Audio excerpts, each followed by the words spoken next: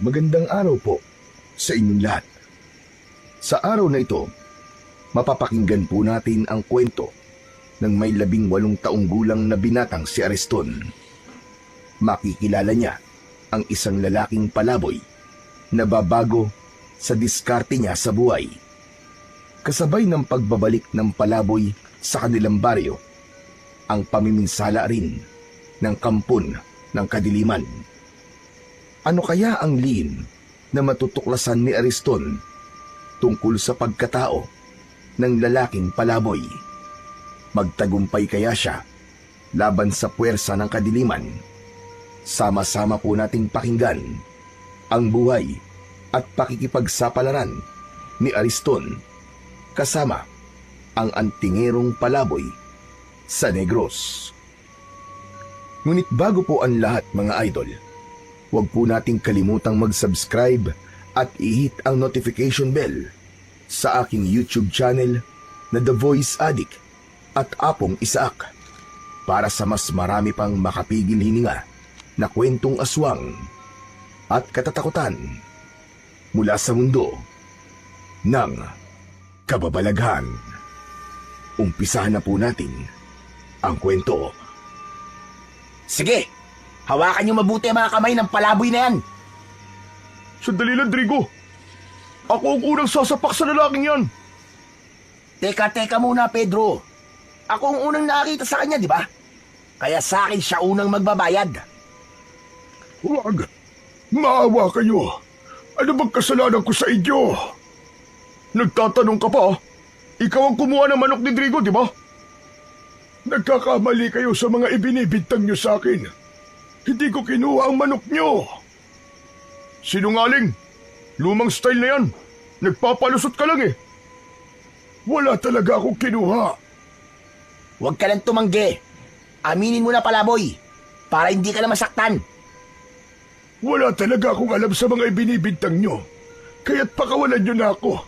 Nakikiusap ako. Ang dapat sa mga kagaya mo, pinapatay dahil salot ka.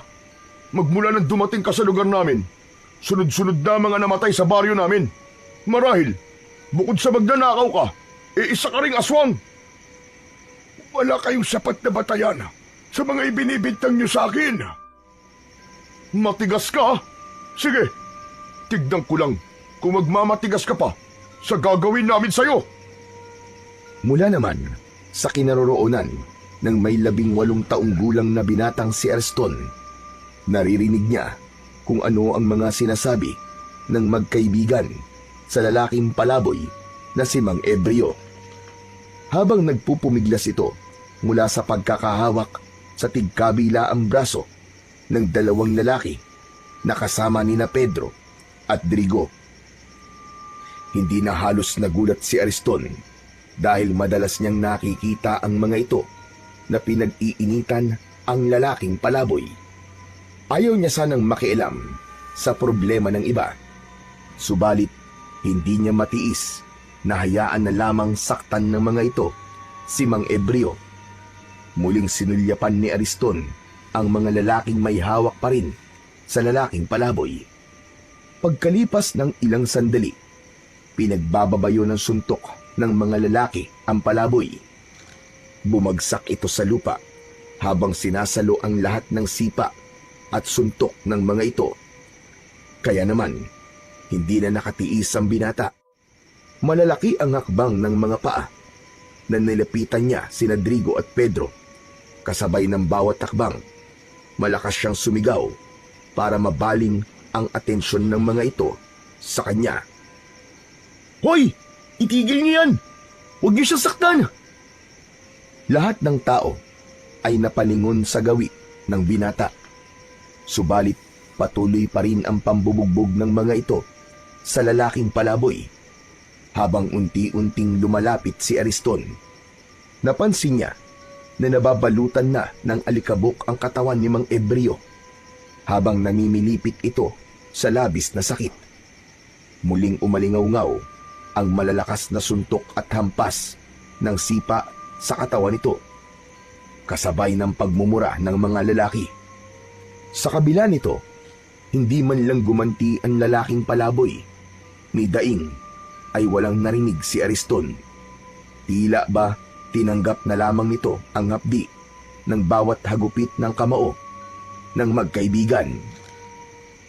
Habang patuloy sa pambubugbog ang mga ito, dumadagundong din sa paligid ang pagtatanong ni na Pedro at Drigo tungkol sa manok na nawala.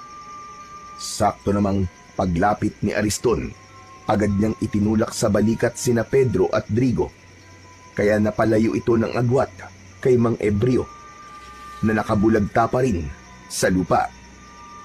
Anak ng putya, oo. Bakit ka ba nakikialam dito, ha, Ariston? Kailangan ko na talagang makialam dahil hindi na tama ang ginagawa niyo. At sino ka para magsabi sa akin ng ganyan, ha? Huwag ka na magkunwari, Drigo.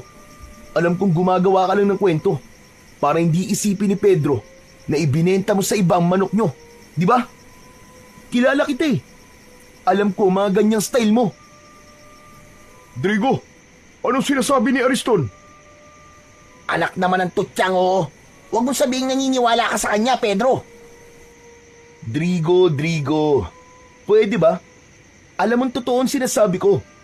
Nakita ko. Iniabot mo ang tandang kay Mantaning, di ba? Tumigil ka. Wala katotohanan niya sinasabi mo. Bakit? Ayaw mo bang malaman ni Pedro na ibinenta mo sa iba ang manok nyo at sinolo mo ang pera? At para hindi ka makonsensya, inilibre mo siya ng alak, di ba? Tumigil ka na.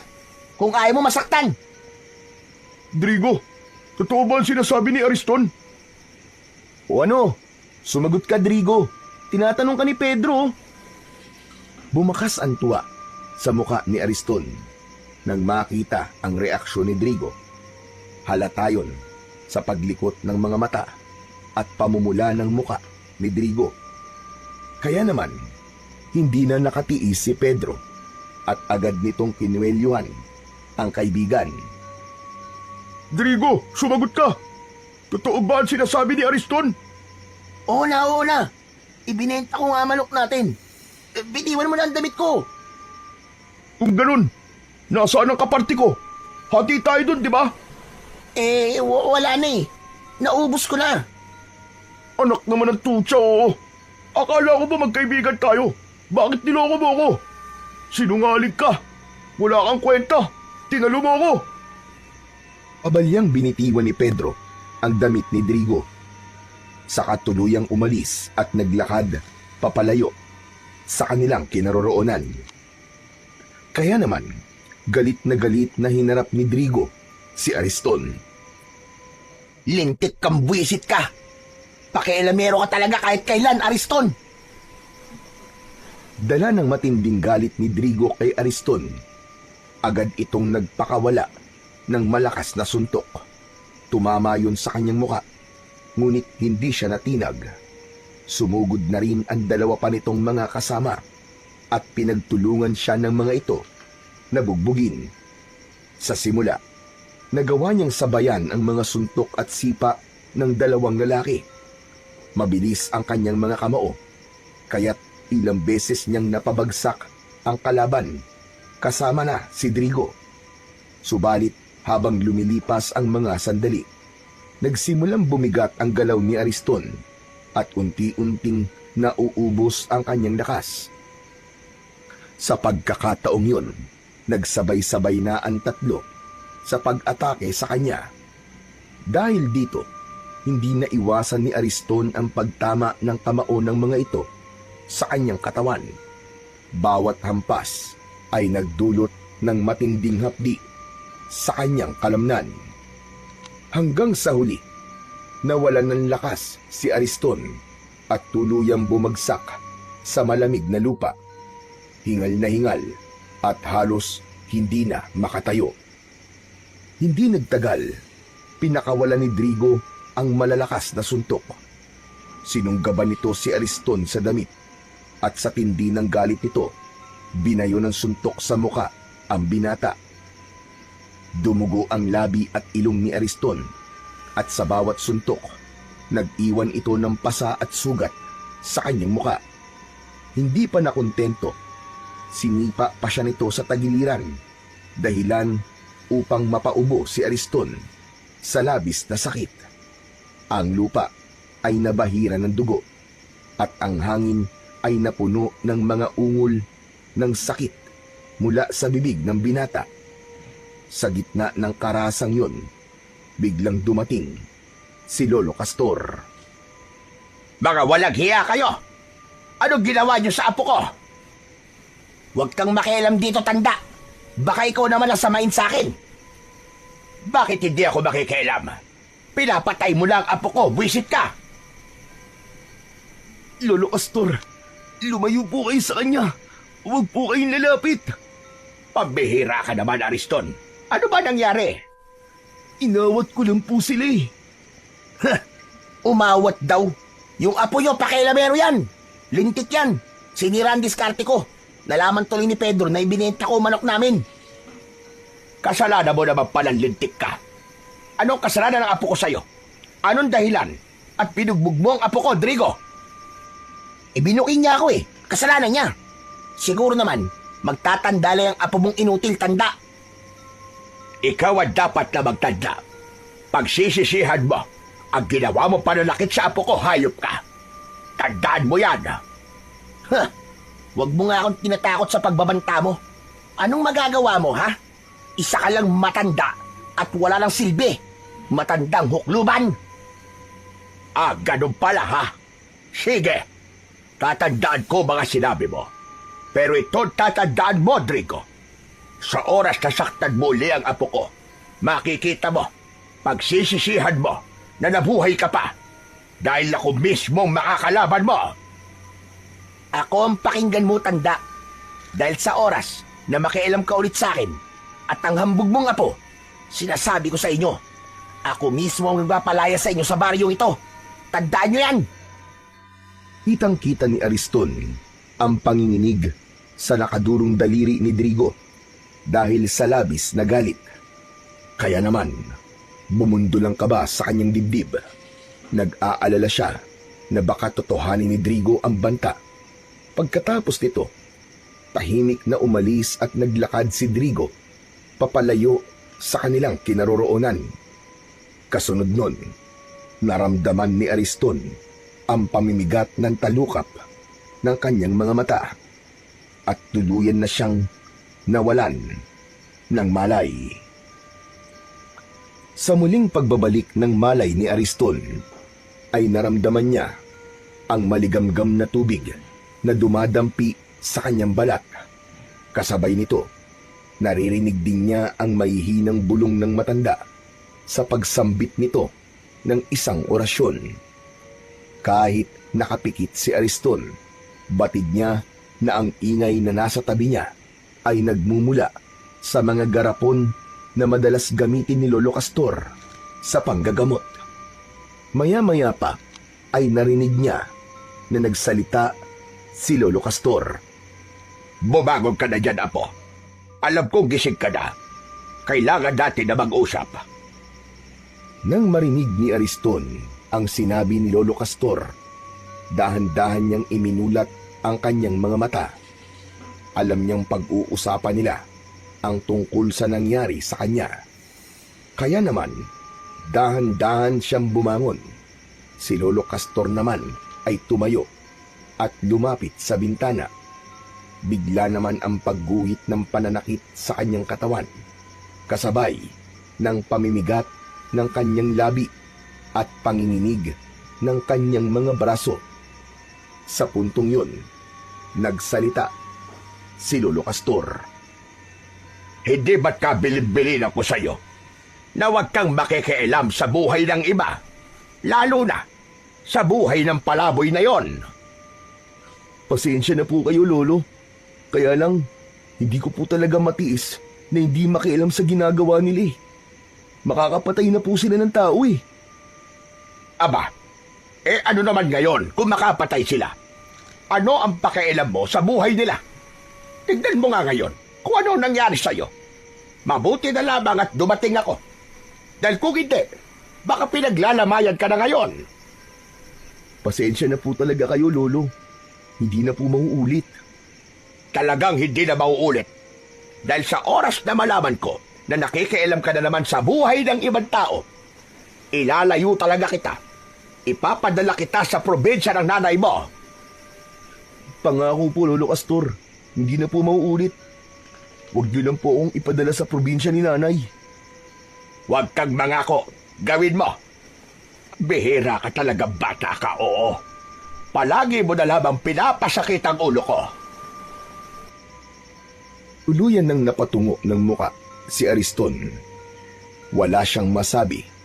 Aminado naman siya na nagkamali siya. Ilang beses siyang napapasama sa gulo nang dahil sa pangingialam niya sa buhay ng may buhay. Iniisip niya na tumulong sa iba, pero hindi naman siya nag-aalala para sa kaligtasan niya. Kaya sa huli, bugbog sarado ang inaabot niya. Si Lolo Castor lamang ang natitira niyang pamilya magmula nang mamatay ang kanyang mga magulang. Si Lolo Castor ay isang mahusay na albularyo sa kanilang baryo. Naging sikat ang matanda dahil sa husay nitong manggamot. Kaya naman, yun na rin ang naging hanap buhay ng matanda pagkatapos itong tumigil sa pananabas ng tubo.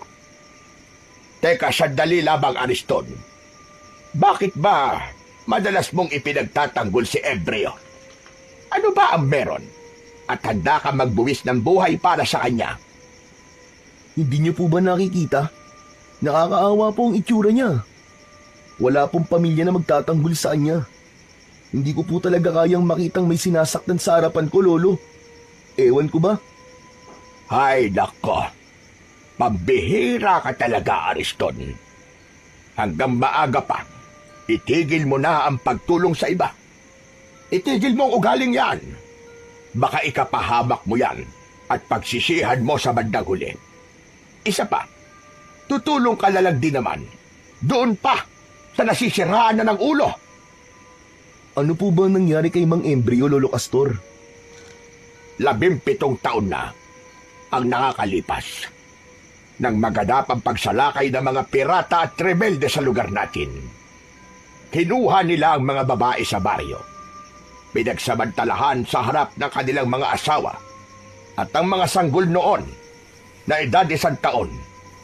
Pinatay ng mga tulisan sa pamamagitan ng pag-aagi sa mga ito sa ere at pagkatapos ay sasambutin ng kanilang itak. Lahat ng yon ay nasaksihan ni Embryo. Namatay ang kanyang pamilya sa mismong harapan niya.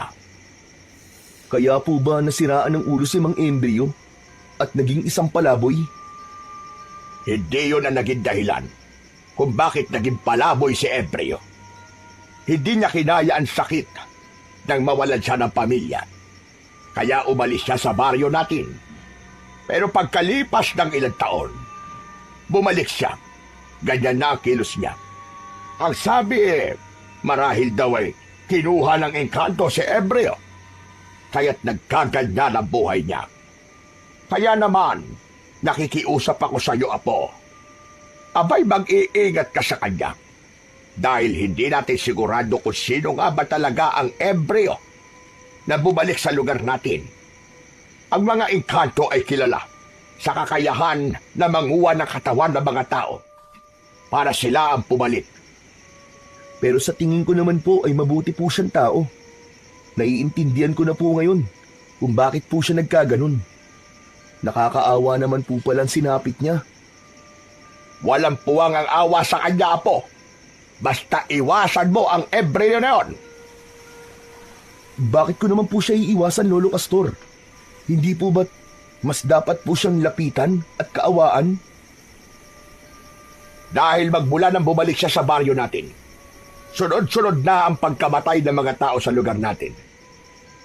May minsan na natatagpuan sa kakauyan, wakwak ang tiyan at nagkalat ang laman loob sa lupa. Hanggang ang iba naman ay nagkakasakit. Tinutubuan ng malalang sugat sa katawan.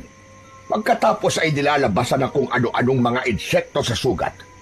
Lahat ng yun ay nangyari magmula nang bumalik si Embryo. Wala pong sapat na batayan para ibintang sa kanya ang mga nangyayari sa baryo natin. Parang napaka-imposible naman yata ang sinasabi niyo tungkol sa kanya, Lolo. Posible lahat ng mga sinabi ko tungkol sa kanya. Kadalasan ng mga nilalang na nagtatago sa dilim ay magagaling magpanggap at magkunwari.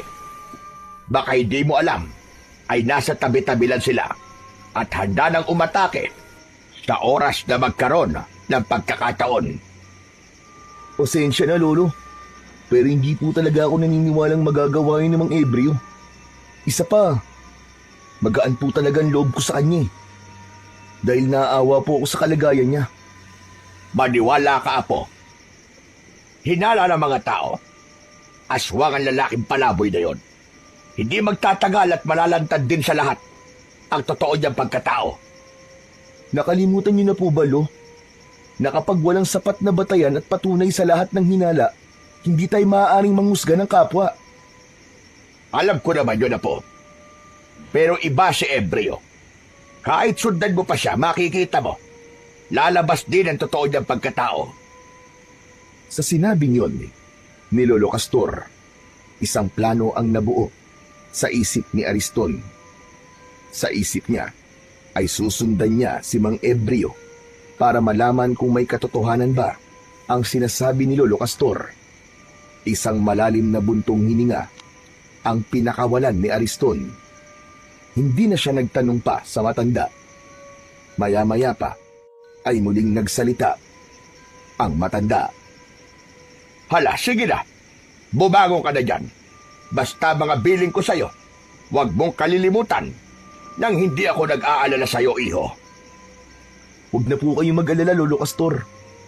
Hindi ko na po kayo bibigyan ng sakit ng ulo. Pangako po.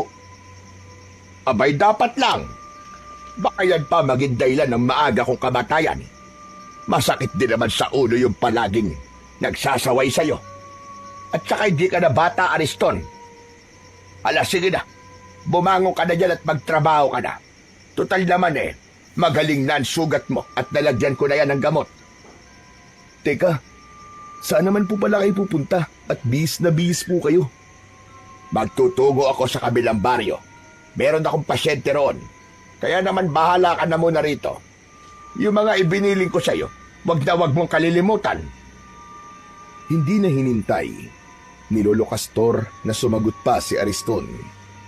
Agad itong umalis sa kanyang harapan at naglakad palabas ng kanyang silid.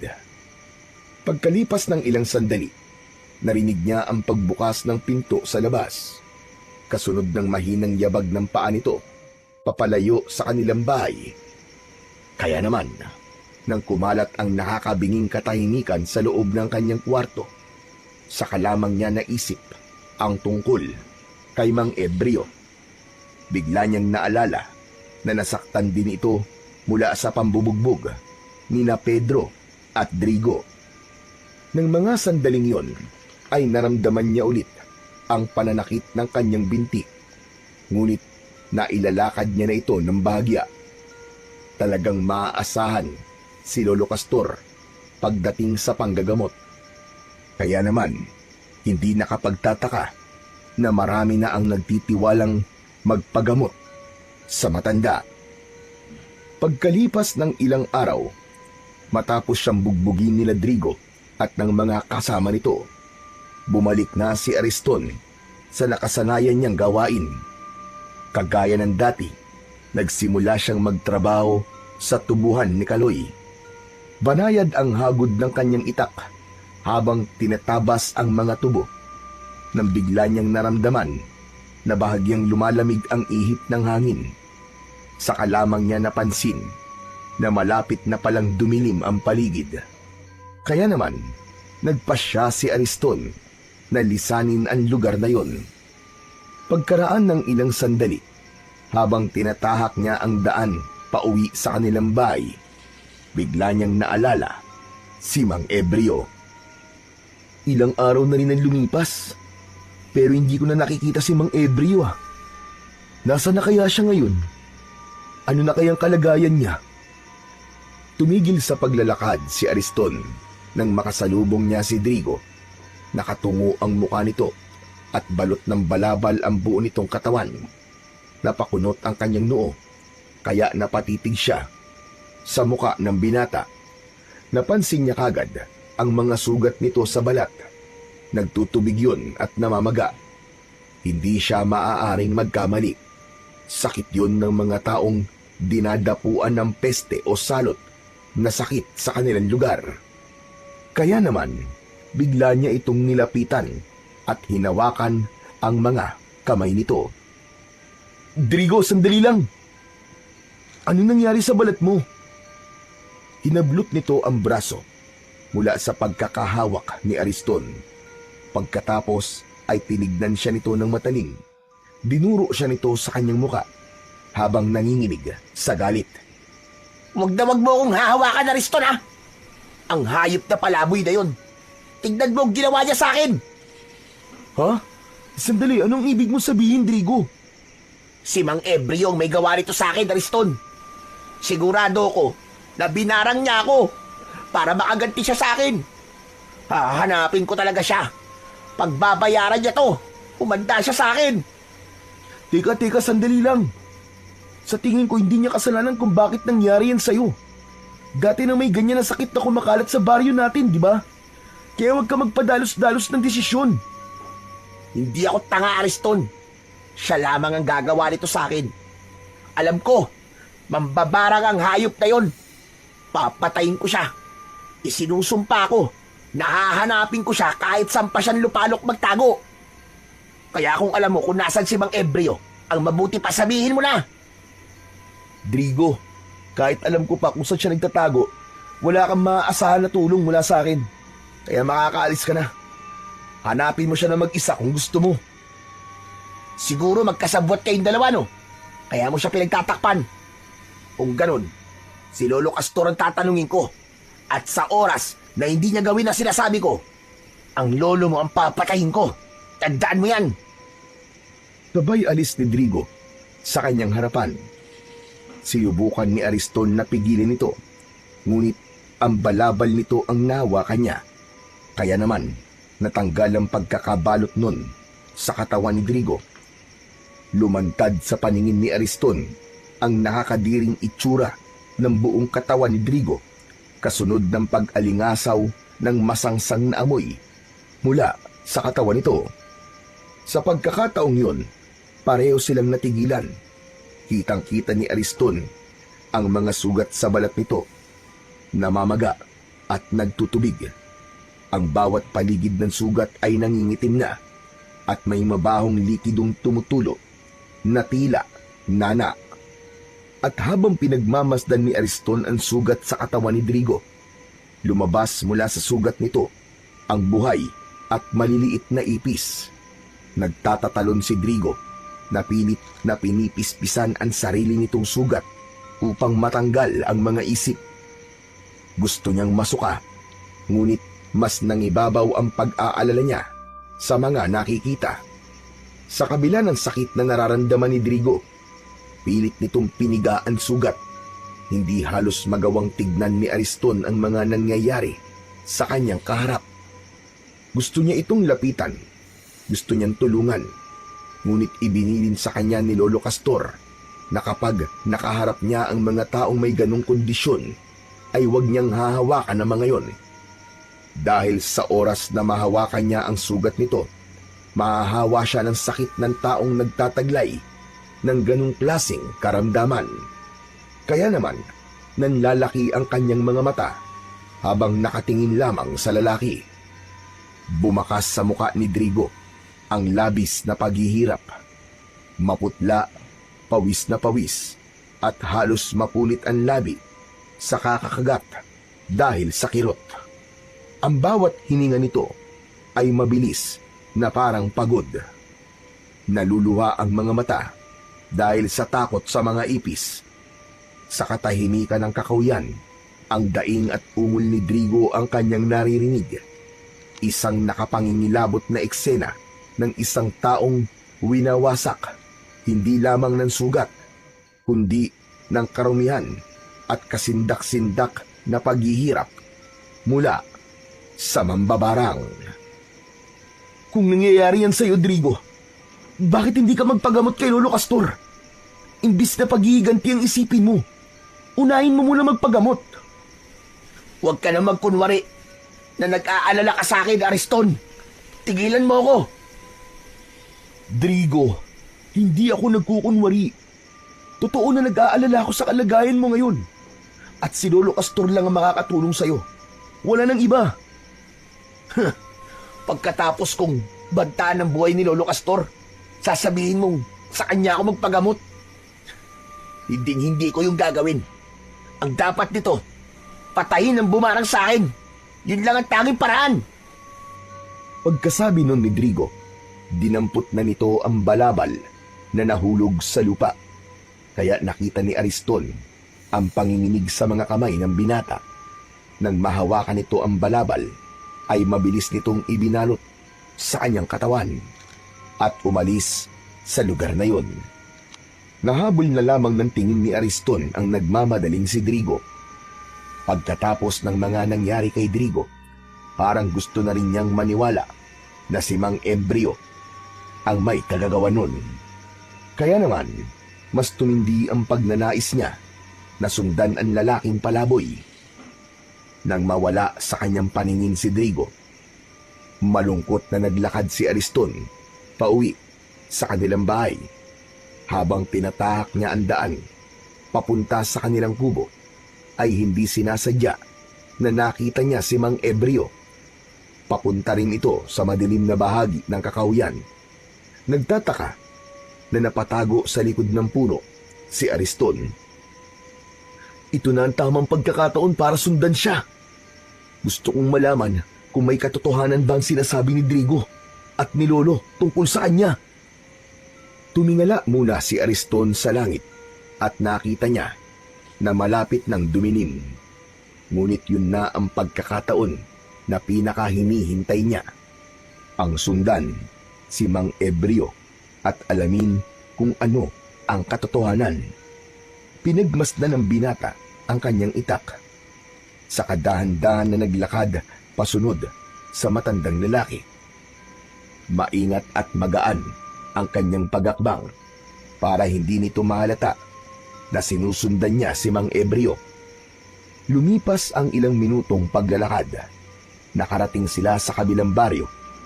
Mula sa kanyang pinagkukublihan na puno, tanaw niya na lumapit si Mang Ebreo sa pintuan ng isang babaeng may tindahan ng tinapay. Nang hihingi ang lalaki sa ginang. Sa una ay hindi muna ito kumilos sapagkat kinilala muna nitong mabuti si Mang Ebreo. Ngunit hindi nagtagal ay nagbigay rin ang babae ng tinapay kay Mang Ebreo. Nang matanggap nito ang tinapay, ay muli itong nagpatuloy sa paglalakad. Kinailangan ni Ariston na magpalipat-lipat sa mga puno na madadaanan niya habang hindi inaalis ang paningin sa ginagawa ng lalaking palaboy. Maya-maya pa ay huminto naman si Mang Ebreo sa tapat ng isang magandang bahay.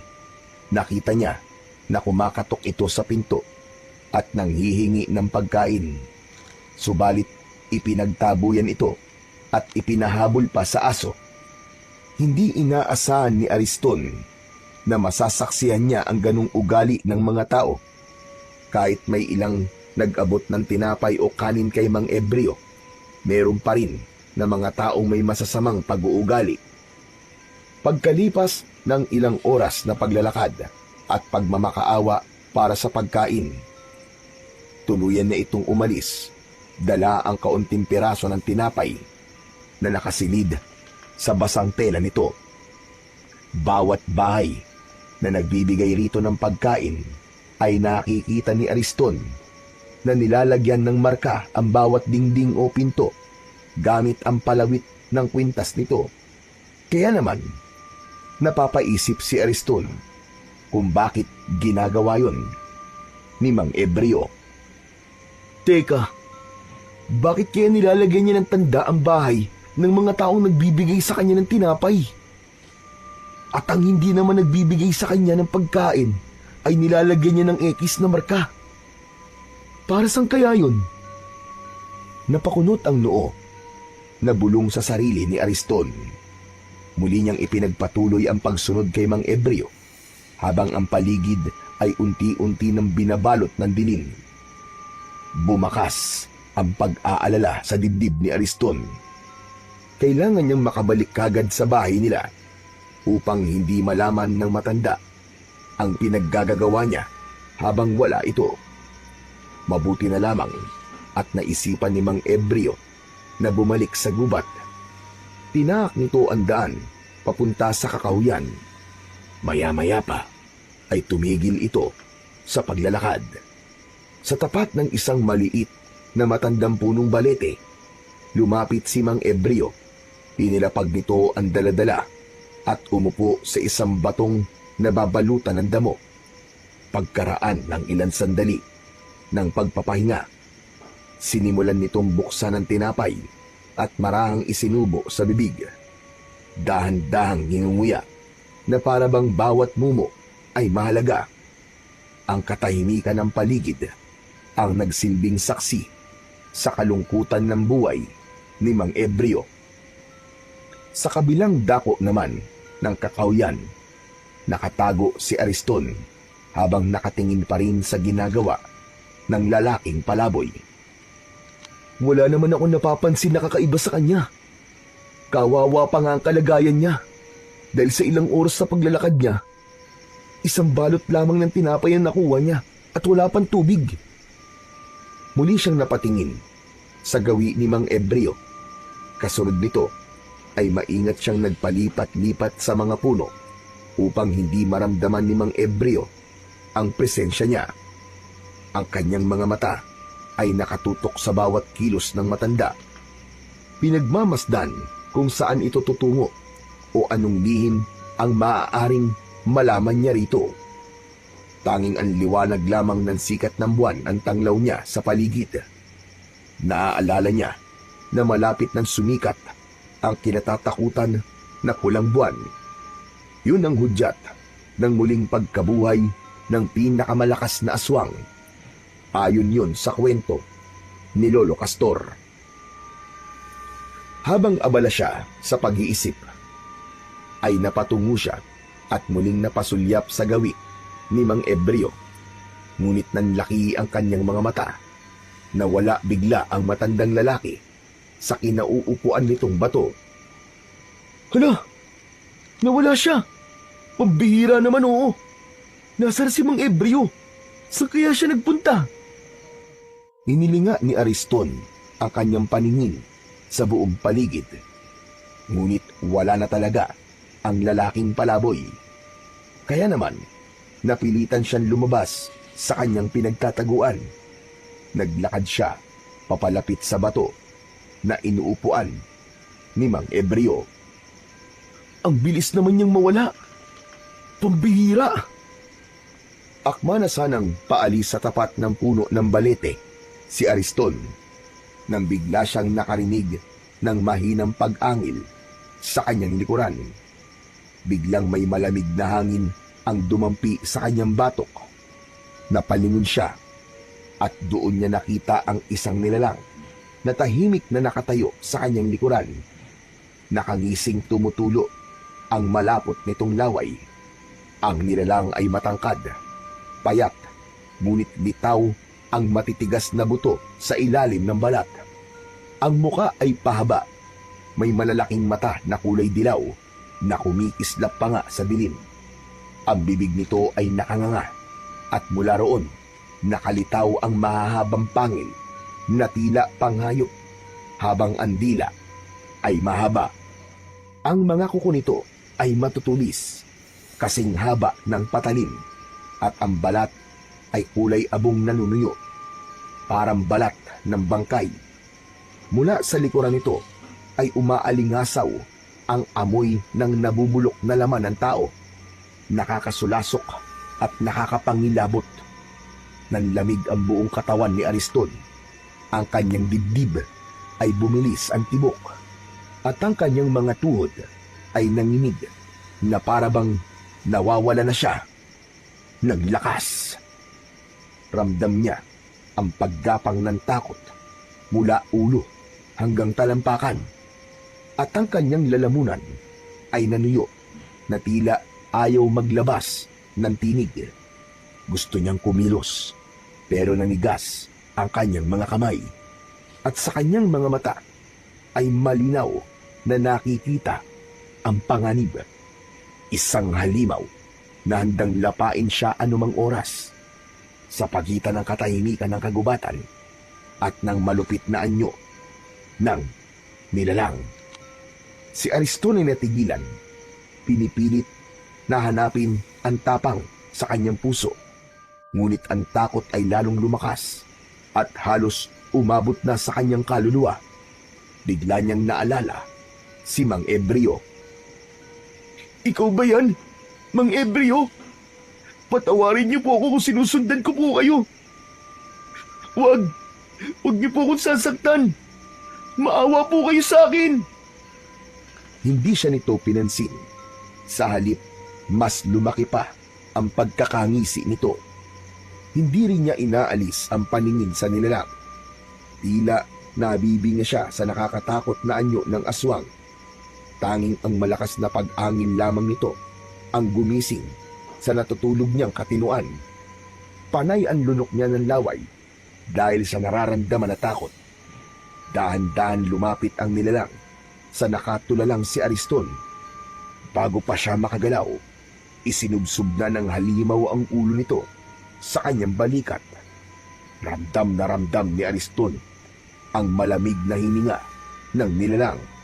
Kasunod, ang matinding hapdi ng unti-unting pagbaon ng mahahabang pangil nito sa kanyang laman. Parang mabagal na bangungot ang bawat sandali. Narinig niya ang pagkapunit ng sariling balat at ang biglang pagbulwak ng dugo na dumaloy sa kanyang damit hanggang sa kanyang dibdib. Naramdaman niya ang init ng dugo habang bumababa ito sa kanyang tiyan at tagiliran, at kasabay nun ang nakakapanlumong kirot na tila dumurog sa kanyang kalamnan.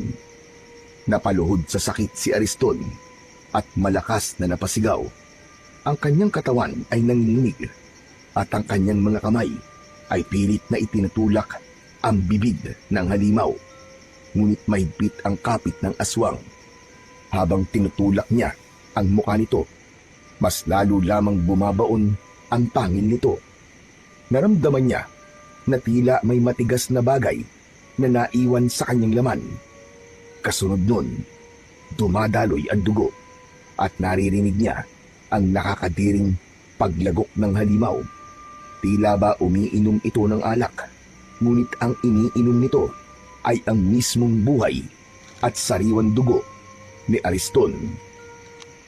Pilit niyang nagpumiglas, hinampas ang katawan ng halimaw, ngunit walang saysay.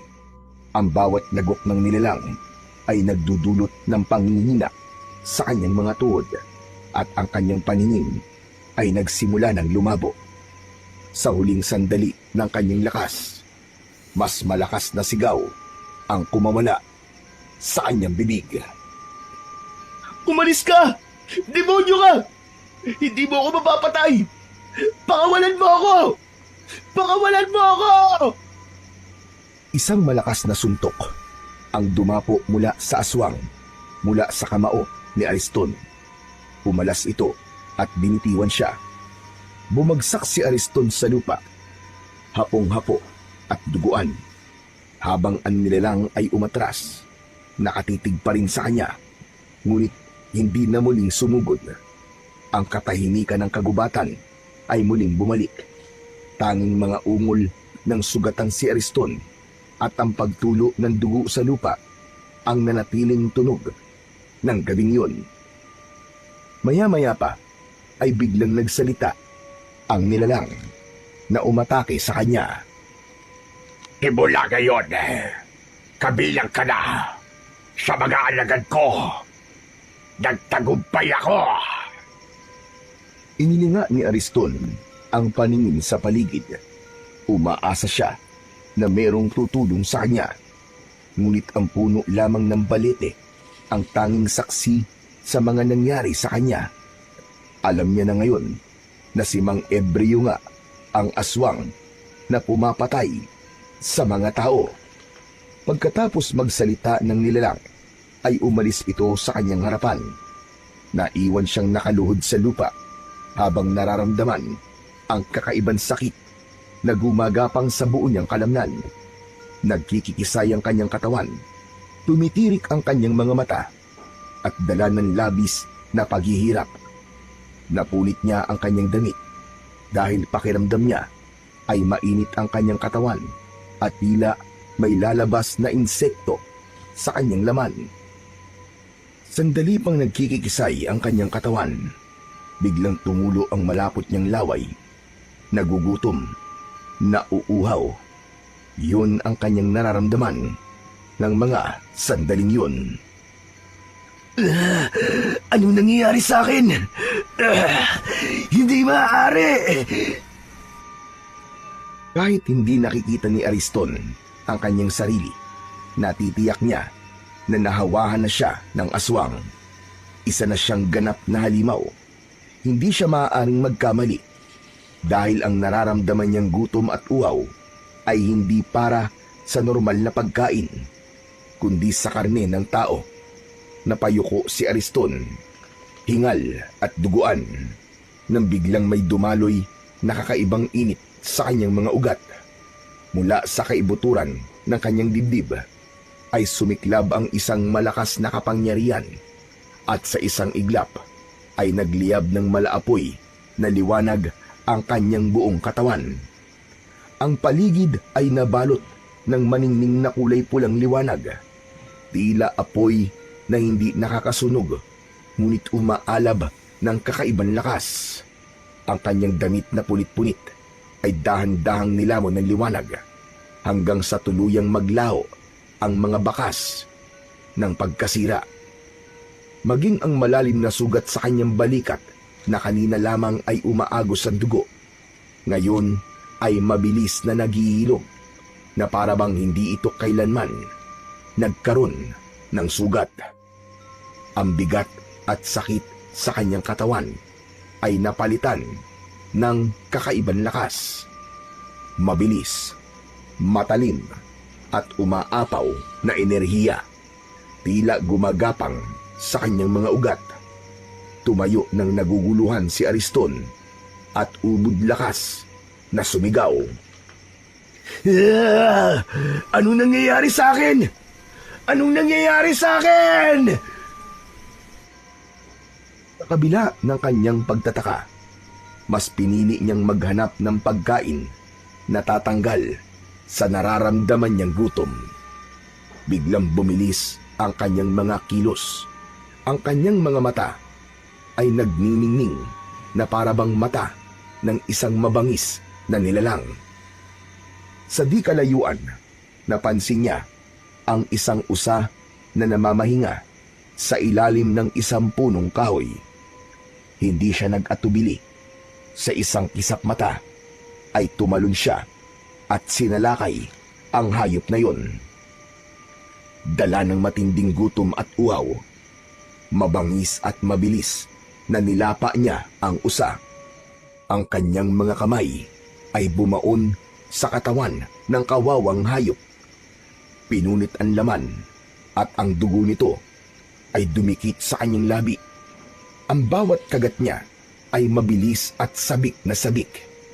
Ang malamig na karne ng usa sa kanyang bibig ay nginuya niya na parang hayop na gutom. Ang amoy ng sariwang dugo ay tila nagpapalakas palalo sa kanyang katawan, hanggang sa wala nang matira kundi ang duguang katawan ng kawawang usa. Pinagmasdan niya ang kamay na may matutulis na kuko na animo ay mga patalim. Dinilaan ang natirang dugo roon at laman sa palad, hanggang sa para na siyang pusa na nililinisan ang kanyang mga balahibo sa katawan. Pagkaraan pa ng ilang sandali, unti-unti ring naglaho ang liwanag na bumabalot sa kanyang buong katawan. Ang kanyang mga mata ay bumalik na rin sa dati, at ang kanyang hininga ay unti-unting bumagal. Ang dating mabangis na anyo ay napalitan muli ng anyo ng pagiging tao. Parang isang panaginip lamang ang lahat. Ngunit damang-dama niya ang lakas na ibinigay sa kanya ng kapangyarihan. Mabilis siyang kumilos at sa hindi maipaliwanag na bilis ay nakabalik kagad siya sa kanilang bahay. Doon sa tapat ng kanilang pintuan, sa katahimikan ng gabi, nanatili si Ariston. Bit-bit ang hiwaga ng kapangyarihang bumalot sa kanyang buong pagkatao. Isang lihim na siya lamang ang nakakaalam. Isang pangalan ang biglang sumagi sa kanyang isipan. Bumakas ang matinding galit sa kanyang muka. Pagbabayaran niyang ginawa niya sa akin. Ako mismo ang papatay sa iyo, Mang Ebreo. Natiti ako. Ikaw lang. Ikaw ang may gawa nito sa akin. Nakuyom ni Ariston ang kanyang kamay. Galit na galit siyang nakatingin sa nakasaradong pintuan. Maingat siyang pumasok sa loob ng kubo. Magaan ang hakbang ng paa upang maiwasan ang ingay. Isinumpa ni Ariston sa kanyang sarili na tatambangan niya ang lalaking palaboy at papatayin upang makaganti sa lahat ng mga nangyari sa kanya. Ni hindi na niya ginising si Lolo Castor. Diretso siyang pumasok sa loob ng kanyang silid. Naupo siya sa gilid ng katre. Isang malalim na buntong hininga ang pinakawalan ni Ariston bago siya nahiga sa kanyang higaan. Pagkatapos ng mga nangyari sa kanya ng gabing yun, agad na nakatulog si Ariston sa labis na pagod. Hindi niya namalayan na merong isang anino ng nilalang na nakatingin sa labas ng kanyang bintana. Nakangiti at punong-puno ng pag-asa na naisakatuparan na nito ang pinapangarap. Ang bumuo ng isang pinakamalakas na aswang. Kinabukasan ay nagising si Ariston sa mainit na sinag ng araw na tumatama sa kanyang muka. Wala siyang balak lumabas ng bahay dahil hindi na siya katulad ng isang normal na nilalang na makakatagal pa sa init ng araw. Dahan-dahan siyang bumangon sa kanyang katre upang isara ang nakabukas niyang bintana. Kaya naman, napansin niya na nagkaroon ng mga pulang guhit ang kanyang balat. Maputla at may bahid ng dugo. Maya-maya pa ay narinig ni Ariston ang boses ni Drigo sa loob ng kanilang sala. Nais na nitong magpagamot sa matandang albularyo na si Lolo Castor dahil hindi na nito kaya ang labis na sakit na nararamdaman. Pagkatapos na marinig ni Ariston ang pakiusap na yun ni Drigo, lumapit siya sa pintuan at sinilip ito sa siwang ng dingding. Parang awa niyo na, Lolo Castor. Iligtas niyo ako. Tulungan niyo ako. Hindi ko na talaga kaya. Hindi ko na kayang matagalan ang sakit na nararamdaman ko. Yan ang napapala ng masasamang tao na kagaya mo. Tatanggapin ko po ang lahat ng masasakit na salita na sasabihin niyo, Lolo Castor. Basta tulungan niyo lang po ako. Nagmamakaawa po ako sa inyo. Tulungan niyo ako. Tulong para saan? Para mapagalingin ang malakas na barang sa katawan mo? Wala ng gamot ang makakapagpagaling sa'yo. Maliban na lamang kung papatayin mo ang may gawa niyan sa'yo. Handa akong pumatay. Gumaling lang ako sa sakit ko to. Kung totoong barang ito, sino ang hayop na yun na gumawa nito sa akin? Sa tingin ko, si Ebreo ang may gawa niyan sa'yo. Kaya kailangan mong patayin siya para ikaw ay gumaling. Sa isang bahagi ng silid ay napapangiti si Ariston. Dalawa na silang maghahanap sa lalaking palaboy. Tila nawala ang kabutihan sa puso ng binata. Natutuwa siyang may ibang tao na gagawa sa mga binabalak niyang gawin para kay Mang Ebreo. Ngunit sa puso niya ay ninanais niyang siya ang unang makakakita sa lalaking palaboy dahil ang gusto niya, siya mismo ang papatay kay Mang Ebreo. Pagkatapos mag-usap sina Lolo Castor at Drigo, nagpaalam na ang binata sa matanda. Samantalang si Ariston naman ay nanatiling nakikiramdam sa kilos ng matanda sa labas ng sala.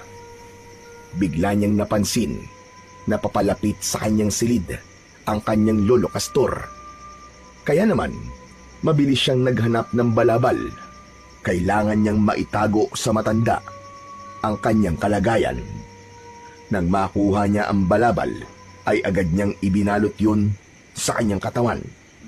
Kasunod nito, narinig niya ang boses ng matanda sa labas ng nakasarado niyang pintuan. Apo! Apo! Ariston! Gumising ka na dyan. Nakaluto na ako ng almusal natin. Hala, sige na. Halika na rito. Sabayan mo na akong kumain. Mamaya na lamang po ako, Lolo Castor. Masama lang po ang pakiramdam ko. Mauna na po kayo. O sige, ikaw mabahala. Mauna na akong kumain ha. Kailangan ko pa magpunta sa bahay ni Pedro. Nabalitaan mo naman ang nangyari kina Drigo at Pedro. Po? Hindi pa po. Sagot niya sa tanong ni Lolo Castor. Nagkunwari siyang walang nalalaman tungkol sa nangyayari sa magkaibigan. Tila lampasan ang kanyang tingin at nakikita ang matanda na nakatayo pa rin sa labas ng kanyang silid. Alam mo ba na dinapuan sila ng malubhang karamdaman na para bang isang itim na barang? Si Drigo, humingi siya ng tulong sa akin at alam na niya kung sino ang bumarang sa kanya. Siguro naman maniniwala ka na sa akin. Si Ebreo, ang mambabarang na pumapatay sa mga biktima. Marahil ay naghihiganti siya sa mga taong nanakit sa kanya. Opo, naniniwala po ako sa inyo, Lolo Castor. Narinig ko po kayong nag-uusap kanina ni Drigo. Bumalik ang palaboy na yun para maghasik ng lagim. Nagkiskisan ang mga ngipin ni Ariston. Sa labis na galit, nakuyom niya ang kanyang kamao. Sa isip niya ay hihintayin lamang niya ang pagsapit ng gabi at aabalahin niya ang kanyang sarili sa paghahanap sa lalaking palaboy. Hindi na nagsalita si Lolo Castor sa labas ng kanyang silid. Narinig niya ang mga yabag ng paa nito papalayo sa tapat ng pinto. Isang malalim na buntong hininga ang pinakawalan ni Ariston bago siya bumalik sa higaan. Ilang saglit lang ang lumipas ay muli siyang nakatulog. Hindi niya na namalayan kung gaano kabilis lumipas ang mga oras.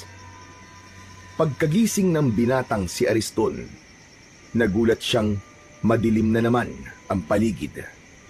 Agad niyang kinuha ang kanyang itak na nakasabit sa dingding at sa bintana siya dumaan. Paglapat ng kanyang mga paa sa lupa, mabilis niyang tinahak ang daan papunta sa kakahuyan. Pagsapit niya sa gitna ng kagubatan, malinaw niyang nakikita ang daan dahil sa maliwanag na sikat ng buwan. Batid niya na doon dadaan si Mang Ebreo. Kaya naman, naghintay siya ng ilang minuto habang nakatago sa likod ng puno ng balete. Hindi nga nagtagal, nakita niyang papalapit sa balete si Mang Ebreo. Pasa nito ang isang lumang sako na puno ng kalakal. Mabagal ang hakbang ng matanda, tila ba pagod sa maghapong panlilimos ng pagkain. Naalala ni Ariston kung paano siya nito kinagat sa balikat, isang bagay na lalong nag-udyok sa kanya upang harapin ito ngayong gabi. Nang tuluyang makalapit si Mang Ebreo, mabilis na lumabas si Ariston mula sa kanyang pinagtataguan at hinarangan ito sa daan. Bago pa makagalaw ang matanda, itinaas na ni Ariston ang kanyang itak at itinutok yun sa dibdib ni Mang Ebreo. Bumakas ang gulat at pagtataka sa anyo ng matandang lalaki. Anong ibig sabihin yan? Umasta ito na parang nasisiraan ng ulo. Nagsasasayaw na patuloy sa pagkukunwari. Ngunit sa inis ni Ariston, inatake niya ito ng taga sa katawan na agad naman itong naiwasan. Sumeryoso ang mukha nito na tumingin sa kanya. Nawala ang bakas ng pagiging siraulo ni Mang Ebreo. Buong kahandaan na napaatras ito ng hakbang. Ngunit ang mga mata ay nanatiling nakatingin sa kanyang kamay na may tangan na itak. Unti-unting nagbago ang anyo ni Ariston. Mula sa pagiging tao ay naging isang halimaw ito na umaangil ng dahil sa labis na puot at galit. Ni hindi nagulat ang kaharap. Tila alam na nito na may hawa siya ng pagkaaswang. Kaya naman, mas lalong gumapang ang galit sa dibdib ni Ariston. Dito na magtatapos ang pagtatago mo, hayop ka. Pati ako, dinamay mo. Hinawaan mo ako ng pagiging aswang mo. Kaya naman, papatayin na kita ngayon. Mariin at galit na sambit ni Ariston habang kumikislap ang talim ng itak sa ilalim ng sinag ng buwan. Ang kanyang mga braso ay nanlalakas. Patuloy sa paghakbang papalapit sa lalaking natitigilan. Wala akong alam sa mga sinasabi mo, Ariston. Kagabi, sinundan kita. Ngunit biglaan nawala. At ang lumitaw ay ang mabangis na nilalang na kumagat sa balikat ko. Kaya nangyari ito sa akin. Alam ko, ikaw yun. Ikaw ang aswang na gumawa nito sa akin. Kaya huwag ka na magkunwari. Dahil bistado na kita. Papatayin talaga kitang hayop ka. Buong lakas na itinaga ni Ariston ang itak sa lalaki. Ngunit nakaiwas ito. Habang patuloy sa pag-atake si Ariston, nagsalita naman si Mang Ebreo. Nagkakamali ka sa inaakala mo. Kagabi, alam ko sinusundan mo ko, pero wala akong ginawang masama sa'yo. Umuwi na ako noon at hindi ko alam ang mga nangyari sa'yo. Maniwala ka, Ariston! Sinungaling ka! Muli niyang inatake ng taga si Mang Ebreo, ngunit mabilis itong nakaiwas. Nagawa siya nitong maitulak. Bumakas sa mukha nito ang pinaghalong pag-aalala at pagtataka. Sa katahimikan ng kakahuyan, ang kanilang mga hininga lamang ang naririnig. Sa pagitan ng dalawang nilalang, ang matandang palaboy na puno ng misteryo at ang binatang armado ng tapang. Nagsimula ang sagupaan na magbubunyag sa kanila ng totoo nilang layunin at pagkatao. Ang itak ni Ariston ay walang nagawa sa mabilis na paggalaw ni Mang Ebreo, lalo na nang tinamaan siya ng suntok nito sa kanyang dibdib. Bumagsak siya sa lupa. Habang nakahiga si Ariston sa lupa, mabilis naman na hinubad ni Mang Ebreo ang kwintas nito. Akala niya ay gagamitin yun ng lalaki sa kanya upang patayin siya. Ngunit nagkamali si Ariston. Sa pagtalon ni Mang Ebreo papalapit sa kanyang kinaroroonan, mabilis nitong naisuot ang kwintas sa kanyang leeg at agad na tumayo, papalayo sa kanya. Nagulat si Ariston dahil may kung anong malakas na puwersa ang nagpatigil sa kanyang galit at katawan. Nanatili siyang nakahiga habang nakatingin sa nakatayong si Mang Ebreo. Subalit ang hininga ni Ariston ay mabilis at punong-puno ng pagpupumiglas ang isipan, ngunit hindi ng kanyang katawan. Anong ginawa mo sa akin? Anong ginawa mo sa akin, hayop ka? Pansamantalang maninigas ang katawan mo sa loob ng 5 minuto. Sapat na yon para mapakinggan mo ang mga sasabihin ko sa'yo. Alisin mo to! Alisin mo to, hayop ka! Alisin mo to!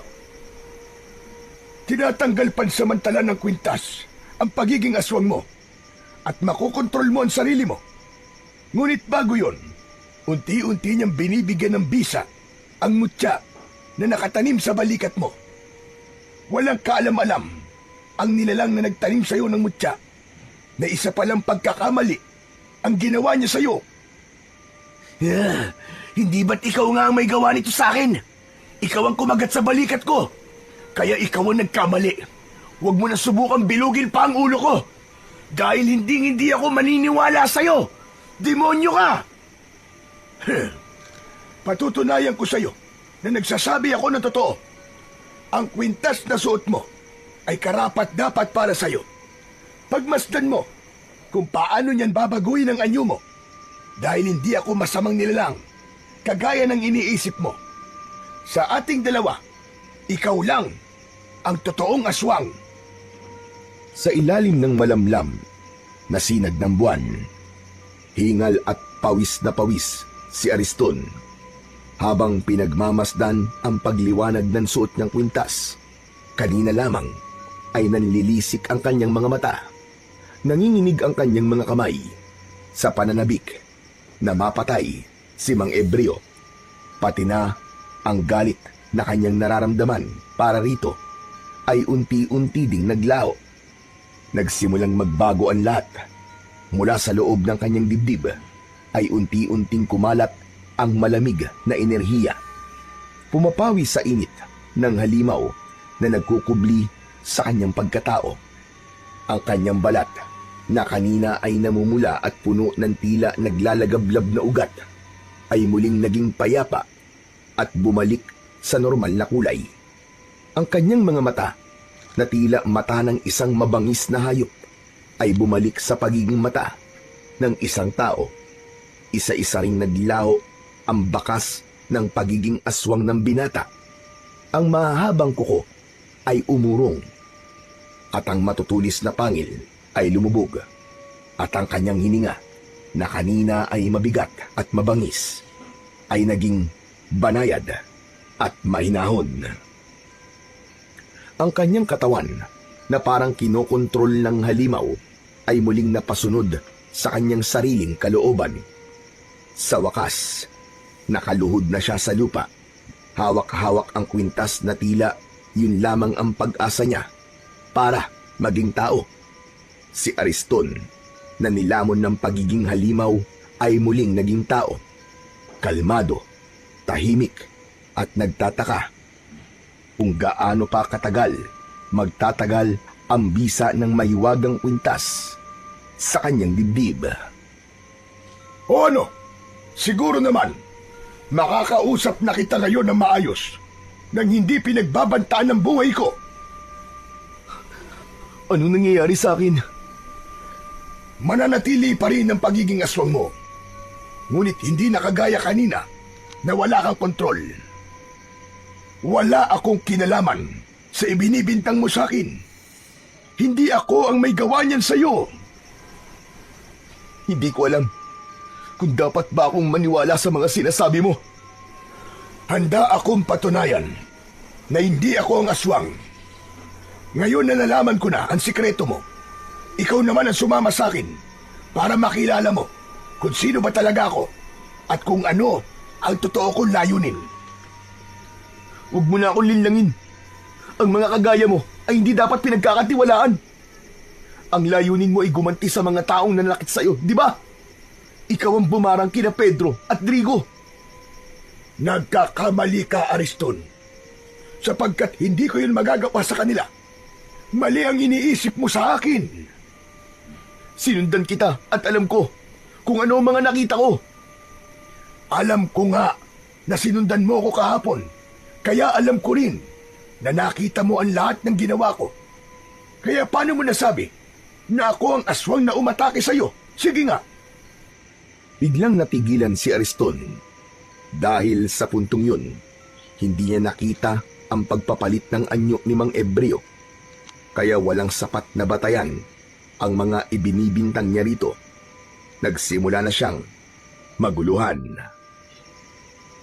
Alam ko, may bahagi ng pagkatao mo pa rin ang naguguluhan. Sumama ka sa akin at ipapakita ko sa iyo kung sino ba talaga ako. Sa oras na matuklasan mo kung ano ang totoong ginagawa ko, malalaman mo rin ang dahilan kung bakit pinagbibintangan nila ako na isang aswang. Pero, paano mo maipapaliwanag ang mga taong natatagpuan sa kakahuyan habang ikaw ang kanilang itinuturong pumatay sa mga biktima? Hindi sila mga tao, Ariston. Sila ang mga pinapatay ko na halimaw at pagsapit ng umaga ay bumabalik sa totoo nilang anyo bilang isang normal na tao. Biktima sila ng mambabarang na gumagawa ng aswang. Ngunit hindi rin naman sila maaaring mabuhay kahit biktima lang sila, sapagkat magagawa pa rin nilang pumatay ng tao kagaya ng mga nangyari sa iyo ngayon. Anong ibig mo sabihin? Nang gabing sinundan mo ko, alam ko na meron pang isang nilalang ang nakasunod sa atin. Kaya naman, nagkunwari akong nagpapahinga sa ilalim ng puno ng balete. Dahil alam ko, ng mga sandaling yon, ikaw talaga ang totoong pakay ng nilalang. Balak kanyang gawing aswang at supremo ng kanilang samahan. Teka, anong ibig mo sabihin? Merong iba na nakasunod sa akin? Teka, paano nangyari yun? Hindi ka ba gumagawa ng kwento? Ariston, totoo lahat ng sinasabi ko sa'yo. Marahil hindi mo pa rin naiintindihan na may mutyang nakatanim sa balikat mo. Nagtagumpay siya sa pangahawa sa'yo. Kaya lang, may ginawa siyang pagkakamali. Kinagat ka niya sa tapat ng baleting ito. Sabay turo ni Mang Ebreo sa puno na nasa tapat nila bago muling tumingin sa kanya. Anong kaugnayan ng balete sa mutya na nasa balikat ko? Hindi maaaring taniman ng mutya sa balikat ang isang tao kapag nasa tapat siya ng puno ng balete. Dahil ang enerhiya ng mga engkanto na nangangalaga sa puno ng balete ay sumanib sa mutyang nasa balikat mo. Kaya nagkaroon ka ng kakaibang kapangyarihan na tatalo sa mambabarang na aswang. Sa oras na mapalabas mo ang kapangyarihan ng mutya ng aswang, mapapatay mo ang pinuno ng mga aswang. Natigilan si Ariston. Hindi siya makapaniwalang naging biktima siya ng ganoong paraan ng aswang. Subalit may bahagi sa puso niya ang naguguluhan pa rin. Nalilito siya sa maraming bagay. Ngayong alam mo na ang totoong dahilan kung bakit ka tinaniman ng mutya ng aswang. Magpanggap ka na walang alam at mahuhuli mo kung sino ang totoong kalaban. Isuot mo lang ang kwintas na yan at bibigyan ka niyan ng proteksyon. Hindi ko alam kung talagang maniniwala ba ako sa mga sinasabi mo. Pero mukhang nailigtas ako ng kwintas na to na ipinasuot mo sa akin. Wala akong gagawin na masama sa iyo, Ariston. Kaya't magtiwala ka sa akin. Walang mahalaga ngayon, kundi ang palakasin ng katawan mo. Dahil sa oras na lumantad ang kulay pulang buwan, gagawin na niya ang matagal niya nang pinapangarap, ang makagawa ng pinakamalakas na aswang na susunod sa kanyang mga utos. Sa ngayon, sumama ka muna sa akin para patunayan ko sa iyo na hindi ako ang kalaban dito. Hindi maipaliwanag ni Ariston sa kanyang sarili kung bakit bigla siyang naniwala sa lalaking palaboy. Lumapit ito sa kanya at inilahad ang kamay para alalayan siyang bumangon at tumayo. Naramdaman niya ang mainit na palad nito. Sa kanya napansin ang 2 pang kwintas na nakasabit sa leeg nito. Maya-maya pa ay nilapitan ng lalaki ang lumang sako na dala nito kanina at dinukot ang isang matalas na itak. Samantalang si Ariston naman ay pinulot ang itak na nabitiwan niya kanina. Kailangan na nating umalis dito. Ipapakita ko sa iyo kung ano totoong ginagawa ko. Malalaman mo rin na hindi totoong tao ang mga pinapatay ko. Anong klaseng mga aswang, Mang Ebreo? Mga bangkilan, may kakayahan kayong magpalit ng anyo bilang isang normal na tao at kayang maging aswang sa pamamagitan ng pagtatanim ng mutya.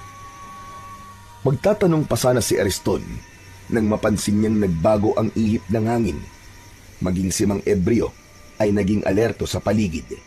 Kaya naman, dahan-dahan nilang tinatak ang makitid na daan palabas ng gubat. Ngunit bago pa sila tuluyang makalabas, biglang may gumalaw sa madilim na bahagi ng kakahuyan. Lumitaw sa kanilang harapan ang dalawang nilalang. Nakilala ni Ariston sina Digo at Pedro. Hindi na tao, kundi mga aswang na bangkilan. Ang kanilang balat ay kulay abo, nanunuyo at puno ng sugat na may amoy ng nabubulok na laman. Namumula ang kanilang mga mata, tila apoy na nagliliyab sa dilim. Ang kanilang bibig ay bumubuka na parang mga asong nauulol. Nagpapakita ng mahahabang pangil na tumutulo pa ang laway.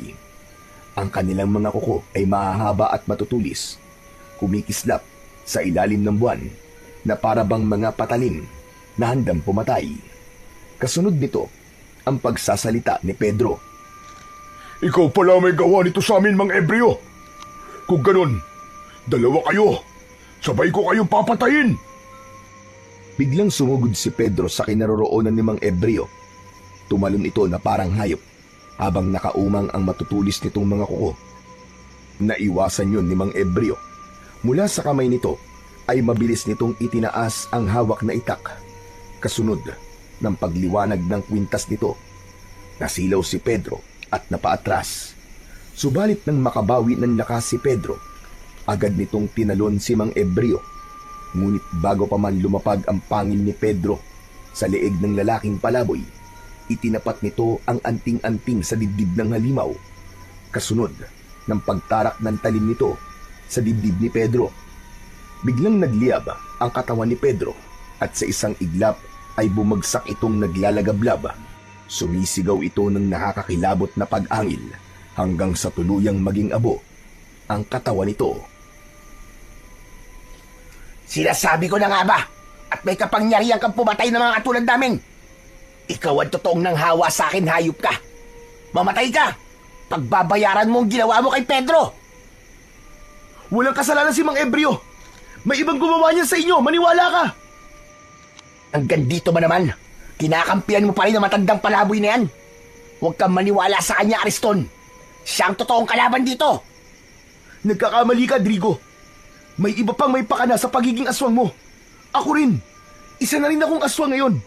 Kaya masasabi kong wala siyang kasalanan sa mga nangyayari sa atin. Maniwala ka. Hindi ako tanga. Kaya magsama kayo. Kayong dalawa ang papatayin ko. Mabilis at malalaki ang hakbang ni Drigo. Nasunugod nito si Ariston. Ngunit biglang lumiwanag ang mga mata ni Ariston. Bumalik ang pagiging halimaw niya. Ramdam niya ang lakas ng kapangyarihan na dumadaloy sa kanyang katawan. Sinalubong niya ang pagsugod ni Drigo sa kanya. Nagpambuno silang dalawa at maririnig ang ingay ng kanilang mga pag-angil. Ang kwintas na nakasabit sa leeg ni Ariston ay bigla na lamang nagliyab. Sa isang mabilis na galaw, inundayan niya ng itak si Drigo. Bumao ng talim sa sugat nito at mula sa loob ng katawan ni Drigo, sumabog ang malakas na kulay pulang liwanag. Ang halimaw ay bumagsak sa lupa. Nagkikikisay ang katawan na parabang nalalaso nito. Pagkalipas ng ilang sandali, nasunog ang katawan nito hanggang sa wala nang natirang bakas, kundi abo na lamang na kumalat sa hangin. Humihingal na natigilan si Ariston. Nanlalaki ang mga mata sa nangyari. Doon niya nalaman na ang kapangyarihang nananalaytay sa kanyang mga ugat ay hindi sumpa, kundi isang sandata na magagamit niya laban sa kasamaan. Samantalang si Mang Embryo naman ay nakatitig sa kanya at seryosong nagsalita. Ngayon alam mo na, Ariston. Sila ang totoong kalaban. Hindi ako makapaniwala na isa kayong manunugis ng aswang. Nagkuunwari lang pala kayong palaboy para hanapin ang mga halimaw na nabiktima ng mambabarang. Tsaka, bigla ko po naalala. Nang hapon po na sinundan ko kayo, napansin ko po na naglalagay kayo ng marka sa labas ng pintuan ng mga taong mabait at naging masama sa inyo. Dahil pagsapit ng kulay pulang buwan, lahat ng may marka ng X, tatawagin sila ng kanilang pinuno para masaksiyan ang pagsanib ng kapangyarihan ng kulay pulang buwan sa katawan ng napili nilang Supreno bilang isang ganap na pinakamalakas na aswang. At ikaw yun, Ariston. Ikaw ang gagawin niyang Supremo. Aba, teka sandali lang po. Paano pong ako? Paano po nangyari yun? Sapagkat ikaw ang pinili ng pinuno. Mahirap malaman kung sino ang totoo nating kalaban.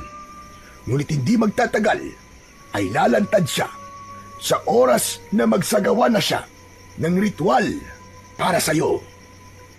Kung ganun, may posibilidad din po na mapahamak po si Lolo Castor, ganun ho ba? Oo, lahat ng malapit sa'yo. Baka nga siya pa ang gamiting pain laban sa'yo. Kaya hanggat maaari, huwag ka munang lumapit sa lolo mo. Baka madamay siya sa mangyayari sa'yo. Kailan po ba lalabas ang kulay pulang buwan? Bukas ng hating gabi, lalabas ang kulay pulang buwan. Yun ang dahilan kung bakit nagpakita ako sa'yo. Dahil gusto kitang balaan. Sa oras na masinagang ka ng kulay pulang buwan, mag-ahari ang kadiliman sa puso mo. Wala kang maaalala at susundin mo lahat ang mga iuutos sa'yo ng taong gumawa sa'yo ng pagiging aswang. Diyos ko, ano pong gagawin ko? Ayoko pong maging aswang. Wala kang ibang gagawin kundi isipin ang kabutihan sa puso mo. Dahil sarili mong isip ang magiging kalaban mo. Ngunit sa oras na may maalala kang kabutihan sa puso mo, babalik ka sa dating katinuan at ikaw mismo ang papatay sa mambabarang na aswang na bangkilan. Bumundol ang kaba sa dibdib ni Ariston nang mahaplos niya ang palawit ng kwintas. Umaasa siya na malalampasan niya ang pagsubok na yon. Ang kailangan lamang niyang gawin ay labanan ang kasamaan. Buong isang gabi na naghanap ang dalawa ng mga aswang sa kagubatan.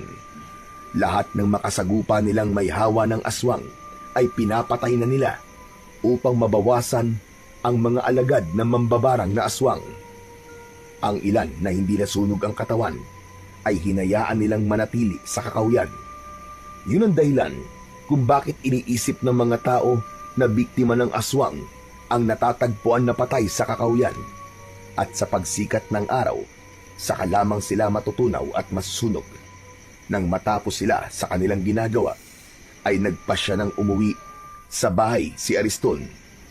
Itinago niya ang kwintas sa loob ng kanyang damit at nilinisan ang kanyang sarili bago siya pumasok sa loob ng kanilang bahay. Ngunit nagulat siya nang makita ang matanda na nakaupo sa harap ng lamesa. Naghahanda ito ng pagkain na madalas nitong ginagawa kapag sumasapit ang madaling araw. Anak naman ng tokwa, oo. Kaya panay ang tawag ko sa'yo sa loob ng kwarto mo hindi ka lumalabas. Saan ka ba nanggaling, ha? Nagpahangin lang po ako sa labas, Lolo Castor. Kalalabas ko lang naman po kanini. Sa bintana po ako dumaan dahil ayaw ko po kayong magising. Pagsisinungaling ni Ariston. Yun ang kauna-unahang pagkakataon na nagsinungaling siya sa matanda. Alam mo ba, Apo? Napapansin ko na madalas kang umaalis. Kapag pinupunta naman kita sa tubuan, wala ka naman doon.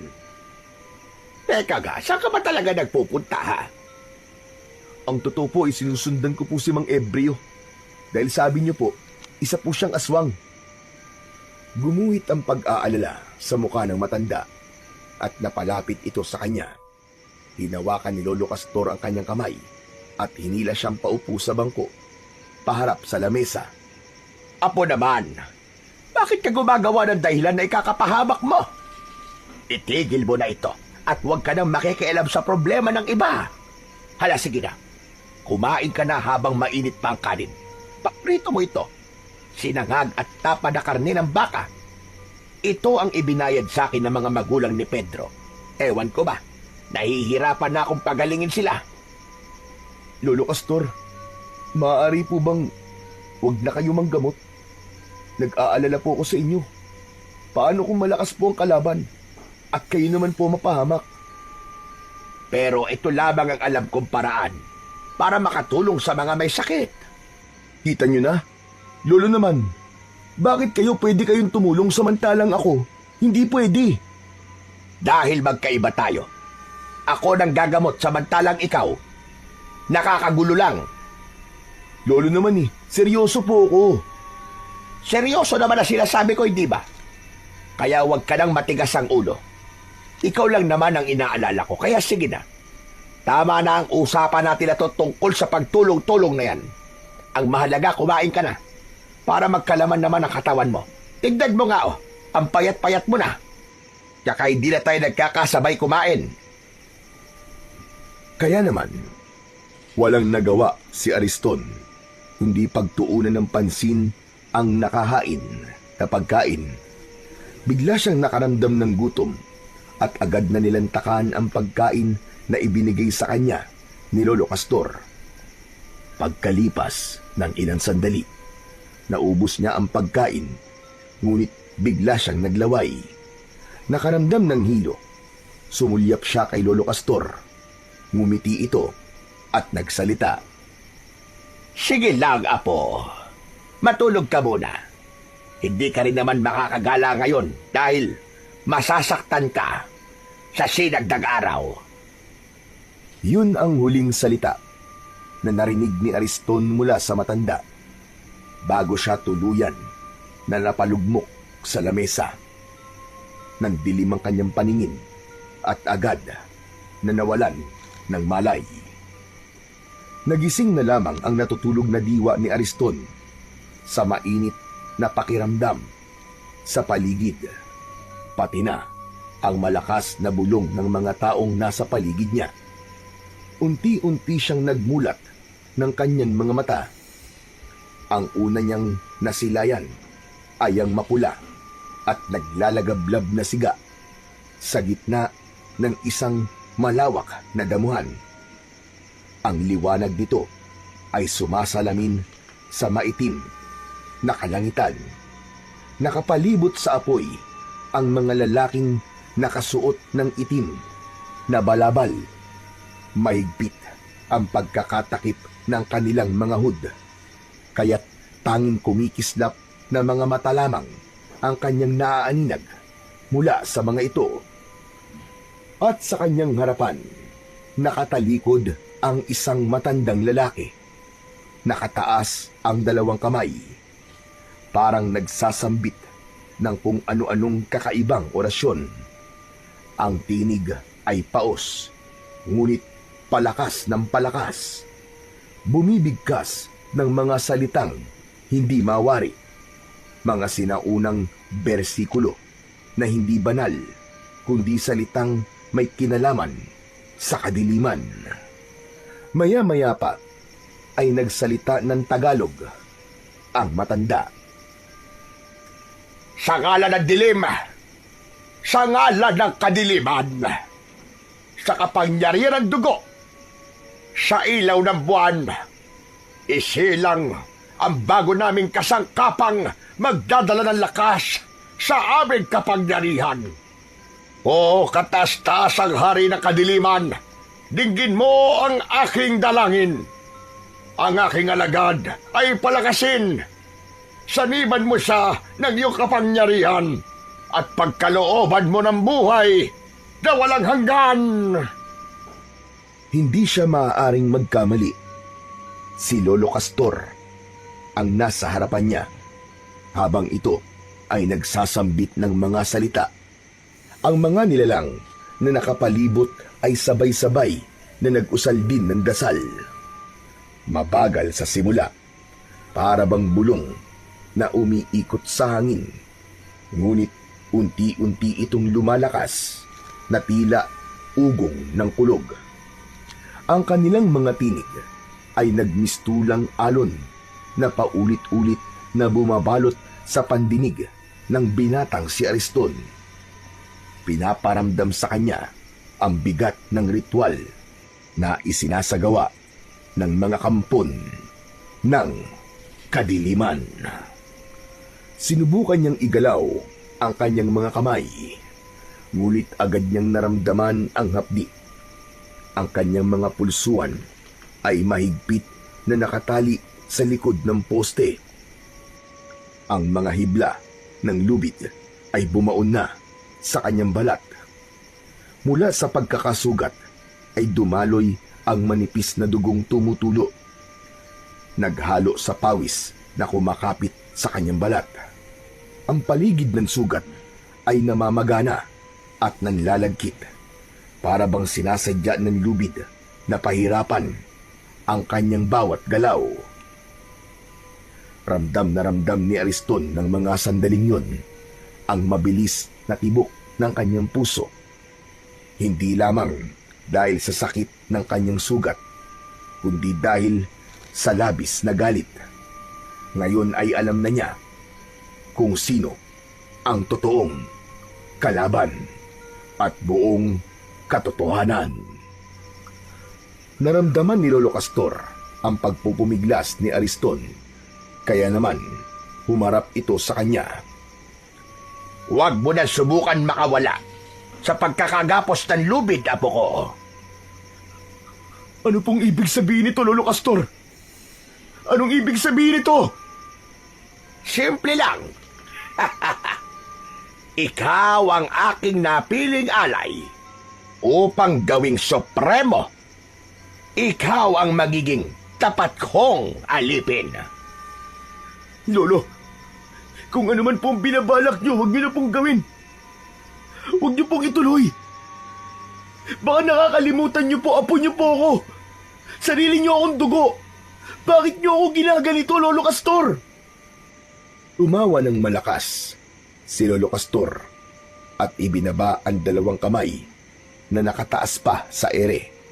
Saka lumapit ito sa kanya at hinawakan ang kanyang baba. Hindi kita totoong apo, Gunggong. Ha? Ano pong ibig niyo sabihin? Hindi tayo totoong magkadugo. Hindi kita apo. Tapos. Ginamit lamang kita para maisakatuparan ko ang lahat ng mga binabala ko. Hindi. Hindi totoo yan, Lolo Castor. Hindi totoo yan. Iyon ang buong katotohanan, Ariston. Hindi kita totoong apo. Hindi kita itinuring na apo kailanman. Hindi mo ba itatanong kung ano ang totoong nangyari sa mga magulang mo? Tila tumigil ang pag-ikot ng oras nang marinig ni Ariston ang mga sinabi ni Lolo Castor tungkol sa kanyang mga magulang. Parang may kutsilyong bumaon sa kanyang dibdib nang maalala ang kanyang mga magulang. Ariston! Naisip mo na ba kung ano ang ginawa ko sa kanila? Anong ginawa niyo sa kanila, Lolo Castor? Anong ginawa niyo sa kanila? Sagutin niyo ang tanong ko! Magsalita kayo! Pinatay ko sila para makuha ka. Ikaw ang napili kong magdadala sa aking mutya na ibinaon ko na sa balikat mo. Inalagaan kita ng ritual at orasyon. Pero ngayon, ito na ang pinakahinihintay kong sandali. Ang kukumpleto sa ritual ko. Hayop ka! Sa tunog pa lang ng tawa mo, demonyo ka! Demonyo! Alagad ng dyablo! Wala kayong kasing sama. Tinuring ko kayong lolo. Minahal ko kayo. Minahal ko kayo ng gusto. Paano niyo nagawa to sa akin? Hayop ka! Hayop! Hayop! Walang ibang mahalaga sa akin, kundi ang matupad ang pangarap ko na masakop ang buong daigdig. Para lahat kayo ay susunod na sa akin bilang mga alagad ko. Ngunit mangyayari lamang yon kapag nagawa ko na ang pagpapasanib ng kulay pulang buwan sa katawan mo. Kasunod ng nakakakilabot na pagtawa ni Lolo Castor, bumalot ang itim na ulap sa buwan. Bahagyang dumilim, ngunit ang unti-unting pagpula ng buwan ay dahan-dahan nang nasisilayan. Mistula yung aninong pula na tumatakip sa buwan. Kasabay naman ng pagbabagong anyo ng matanda na si Lolo Castor, ang pinuno ng mga mambabarang na aswang, kasama ng mga alagad nitong sumasabay sa pagtawa ng kanilang pinuno. Lumantad ang dahan-dahan nilang pagpapalit ng anyo habang nakatingala sa langit. Mula sa balat ng mga ito, tumubo ang maiitim at matutulis na balahibo na animo ay mga alambre. Kumikislap sa liwanag ng siga. Ang mga daliri ay kumulubot at nagsihaba. Ang mga kuko nito ay naging matutulis na parang mga matatalas na kutsilyo. Kumikiskis sa isa't isa at naglalabas ng nakakangilong tunog. Ang mga muka ay nagdilim. Ang panga ay lumapad at humaba. At mula sa gilid ng kanilang bibig ay lumitaw ang malalagaring mga ngipin na tila gutom na hayop na handang managpang. Sabay ng ingay na isang ungol na nagmumula sa nakabuka nilang mga malalaking bibig. Unti-unting naging garalgal ang alulong na yon at nagmistulang malalalim na dagundong ng alingaw-ngaw ng mga halimaw. Ang mga lalaking nakapalibot sa siga ay sandaling tumigil, ngunit muling nag-usal ng mga dasal. Ang kanilang tinig ay naging mas mabilis at mas desperado. Umalingasaw din sa hangin ang nakakasulasok na amoy na parabang nabubulok na laman ng tao. Hindi maiwasan ni Ariston ang hindi malungkot sa nakikitang pagbabago sa kanyang lolo na matagal niyang nakasama at minahal. Umagos ang masaganang luha mula sa kanyang mga mata dahil sa nangyari sa kanyang mga magulang.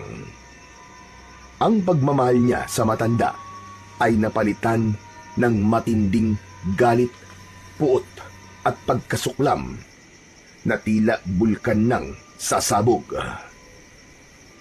Hayop ka! Pakawalan mo ako! Pakawalan mo ako dito, demonyo ka! Isa kang halimaw na hindi na dapat binubuhay! Demonyo ka! Demonyo! Hindi kayo magtatagumpay sa mga binabalak nyo! Tandaan nyo yan! Pag nakawala ako dito, papatayin kita! Tatagtanin kita ng pinong-pino! Umalingaw-ngaw ang galit na boses ni Ariston. Ngunit hindi pa man nakakasagot si Lolo Castor. Nagsimulang pumula ang kulay ng paligid. Biglang sumilip ang kulay pulang buwan mula sa ulap. Ang liwanag nito ay tumama ng diretso sa katawan ni Ariston. Para bang kuryente yon na binalot ang buong katawan ng binata. At sa isang iglap, naramdaman ni Ariston ang walang kasing sakit na pagtama ng kung anong bagay sa kanyang dibdib. Naglaho ang kanyang galit at napalitan ng tila pagkalimot sa kanyang katauhan. Ang kanyang balat ay tila nagningning na parabang kumikislap na bakal. Bawat hibla ng damit ay nagliyab ng bagya at napunit. Nagkalasog-lasog sa lakas ng enerhiya. Ang mga ugat sa kanyang mga braso ay nagpakita. Kumikislap sa ilalim ng balat na parabang may dumadaloy na baga. Nang umpisang umihip ang malamig na hangin, ang lupa sa ilalim ng kanyang mga paa ay bahagyang yumanig at ang mga damo ay gumalaw. Hinahatak ng hindi maipaliwanag na puwersa. Ang kanyang mga mata ay kumislap ng gaya ng nagbabagang baga. Sa malakas na daloy ng kapangyarihan, nagawa ni Ariston na sirain at wasakin ang lubid na gumagapos sa kanyang mga kamay. Wala siyang maalala tungkol sa kanyang sarili. Wala siyang ibang nakikita kundi ang matandang aswang na inuutusan siyang tumayo. Sige! Tumayo ka lang, aking mahal na apo. Tuparin mo ang bawat kahilingan ko. Sumalakay ka sa buong baryo. Patayin mo silang lahat. At wala kang ititirang buhay ni isa sa kanila. Masusunod po, mahal kong lolo. Ang kilos at anyo ni Ariston ay nagmistulang nag-ibang nilalang. Wala na sa katinuan at walang naaalalang kabutihan sa puso. Ang naaalala niya ay kung paanong pinatay ng taong bayan ang kanyang mga magulang. Kaya naman, bumalot ang galit sa kanyang dibdib. Sige, ipagiganti mo ang mga nangyari sa mga magulang mo, apo ko. Ipagiganti mo! Manasanang maglalakad si Ariston para sundin ang utos ni Lolo Castor nang biglang dumating si Mang Ebreo. Dala ang pang-spray ng lason sa tubo. Naamoy kagad ni Ariston ang bawang sa kagamitan na hawak ni Mang Ebreo. Ariston, gumising ka! Siya ang totoong kalaban! Huwag kang sumunod sa utos niya! Gumising ka, iyo! Huwag kang maniwala sa kanya, apo. Siya ang tunay na pumatay sa mga magulang mo. Naguguluhan na nagpalipat-lipat ng tingin si Ariston sa dalawa. Wala siyang maalala at hindi niya naiintindihan ang mga sinasabi ng mga ito. Sa kanyang nalilitong isip, nahawakan niya ang kwintas. Tila may puwersang nagpapaalala sa kanya ng konting eksena na natatandaan niya. Nakita niya sa kanyang alaala si Mang Ebreo habang nakikipaglaban ito sa mga halimaw, pati na ang mga ibinili nito sa kanya. Kasabay nito, lumiwanag ang kanyang mga mata. Sino ba talaga nagsasabi sa inyo ng totoo? Sino? Ako, Ariston. Ako nagsasabi. Nangako ka na hindi ka magpapasanib sa kasamaan. Ako ang paniwalaan mo, apo. Ako nagsasabi sa iyo ng totoo. Patayin mo ang lalaki niyan dahil siyang pumatay sa mga magulang mo. Kalokohan! Hindi ko pinatay ang mga magulang mo, Ariston. Dahil ako ang tunay mong ama. Siya ang totoong pumatay sa pamilya ko. Sa nanay mo. Malinaw na ngayon ang lahat sa akin. Siya ang pumatay sa pamilya natin, Ariston! Pagkatapos nun, umikot ang mga alagad ni Lolo Castor sa binata at umatake ang mga ito kay Mang Ebreo. Inisprayan naman ni Mang Ebreo ang mga kalaban. Binunot nito ang itak at gamit ang kwintas, kinalaban ng lalaki ang mga aswang. Saka lang may naalala si Ariston sa pagbalot ng malakas na enerhiya sa kanyang katawan. Naalala niya ang lahat. Naghari sa kanyang dibdib ang katotohanan, pati na ang mga sinabi ni Mang Ebreo na ito ang kanyang tunay na ama. Naalala ko ng lahat. Humanda kayo! Dahil ito na magiging katapusan nyo! Sa gitna ng kulay pulang liwanag, nagsimula ang matinding sagupaan. Nagharap sina Ariston at Lolo Castor, at sa bawat galaw ay may napapatay na halimaw si Ariston. Sumugod si Lolo Castor, mabilis at mabangis, ngunit nang kumislap ang pulang liwanag sa katawan ni Ariston, nagbago ang lahat. Sa bawat galaw niya, nag-iiwan siya ng bakas ng liwanag na para bang naglalagablab na apoy. Nang salubungin niya ang pag-atake ni Lolo Castor, tinamaan niya ito sa dibdib ng kanyang kamao na may nagbabagang enerhiya. Umalingaw-ngaw ang malakas na dagundong ng pagyanig ng lupa. Anong nangyayari? Bakit nakaiba ka, Ariston? Dahil nagkamali ka ng pagtatanim ng mutya sa balikat ko. Nangyari yon sa tapat mismo ng balete. Kaya naman ang malakas na enerhiya ng mga nag-aalagang engkanto doon ay nahigop ng mutya. At yun mismong gagamitin kong pampatay sa'yo at sa mga halimaw na kagaya mo. Malakidlat ang suntok na tumama sa katawan ng pinuno ng mga bangkilan. Tumalsik ito. Ang balahibo ay nagliyab sa bawat atake sa kanya. Ngunit sa uling bugso ng laban, itinaas ni Ariston ang kanyang kamay at isang malakidlat na kulay pulang liwanag ang nabuo. Hugis pana na bumulusok papunta sa katawan ng kalaban. Tumarak yun sa katawan ni Lolo Castor at sa isang iglap bumagsak ito sa lupa at tuluyang nagliyab at naging abo. Bigla namang dumating ang mga aswang.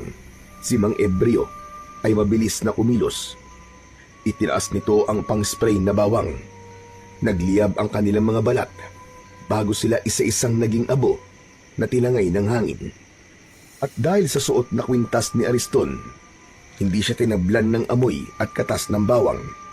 Yun ang proteksyon na ibinigay sa kanya ng kanyang ama. Nakatayo lang si Ariston, hingal ngunit matatag.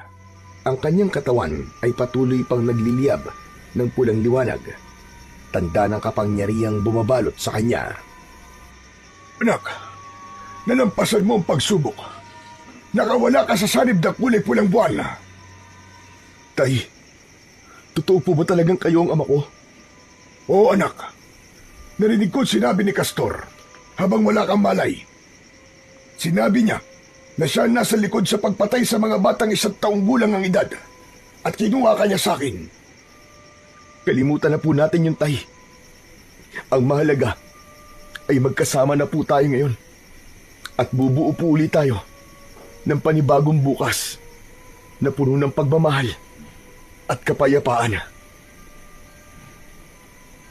Ang kwento ni Ariston ay isang makapangyarihang paalala na kahit balot ng dilim at kasamaan ang ating pagkatao, palaging may puwang para sa kabutihan. May hawa man si Ariston at nagsimulang kumilos sa katauhan ng isang aswang. Hindi niya hinayaang lamunin siya ng gutom at galit na dala ng sumpa. Hindi na naig ang kasamaan sa kanyang puso.